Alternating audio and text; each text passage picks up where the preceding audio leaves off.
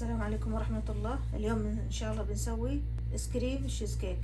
عندي هنا تقريبا ربع كيلو فراولة مجمدة مقطعة. أنا قطعتها وهي مجمدة علشان أتحكم فيها. أضيف لها ربع كوب سكر،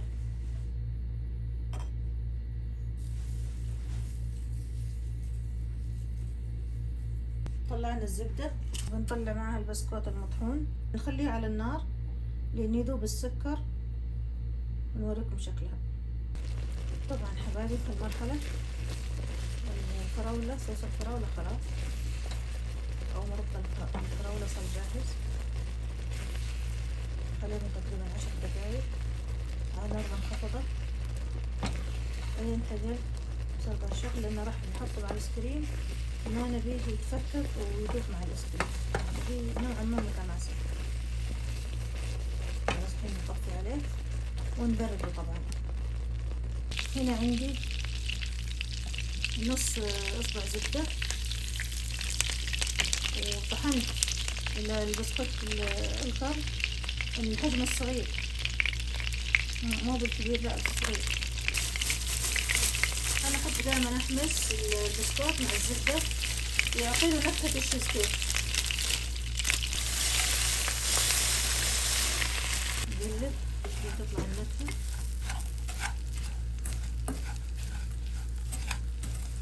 تطلع ريحة الزبدة الحلوة مع ريحة البسكوت.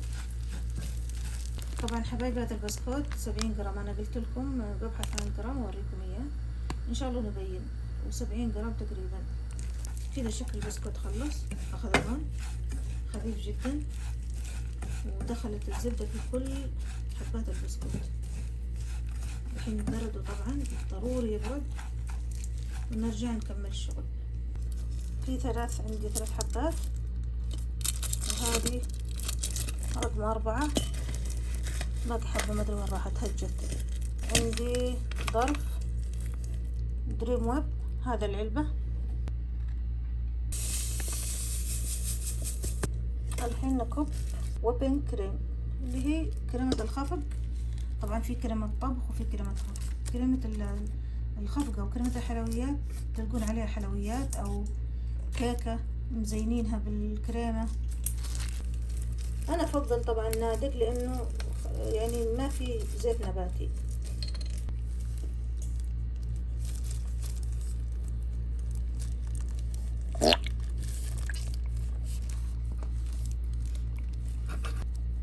طبعا اخر قطرة، ليش؟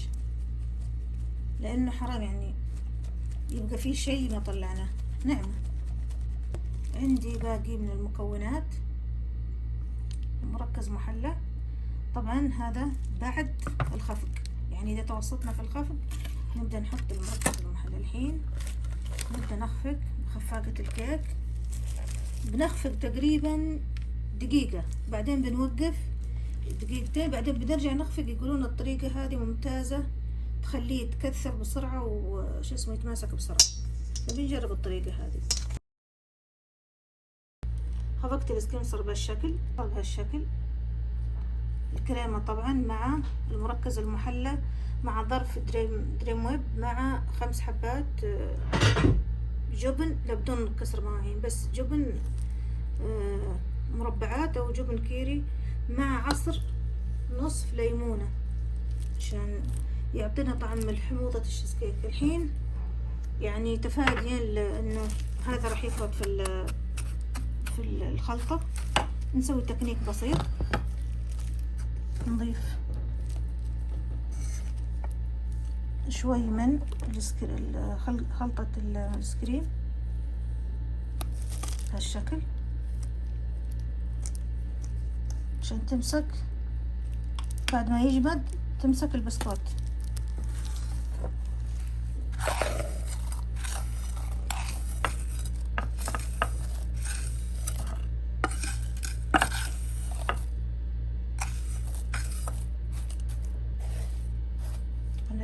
ما له داعي.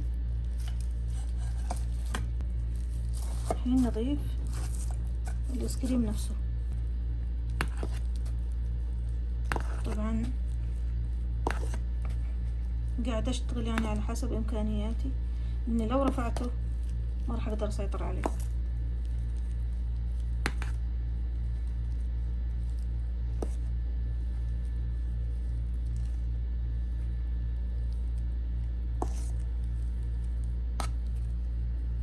انا الايس كريم هذا دائما اسويه من زمان، يعني يمكن اكثر من 10 سنوات، بس كل مرة اشوفهم يخترعون فيه خلطات. يعني انا ما كنت احط فيه جبنة ولا كنت احط فيه دريم ويب، اكتفي بس بالكريمة والمركز المحلى فقط، واشتري صوص الفانيل، صوص الفراولة جاهز، او صوص الكراميل او صوص الشوكولاتة، واضيفه بعدين يعني بعد ما يبرد.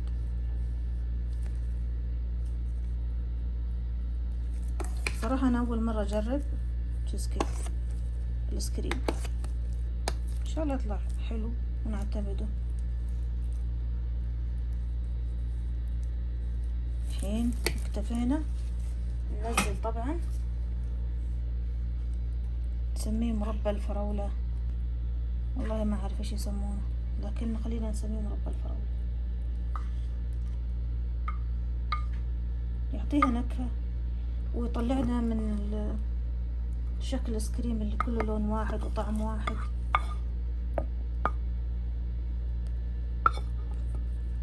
المكونات بسيطة في متناول اليد، ونقدر نشتريها لو بالشهر مرة، يعني ما في مشكلة. بالعكس لو شرينا هذا من محل يعني حلويات بالشيء الفلاني بيصير.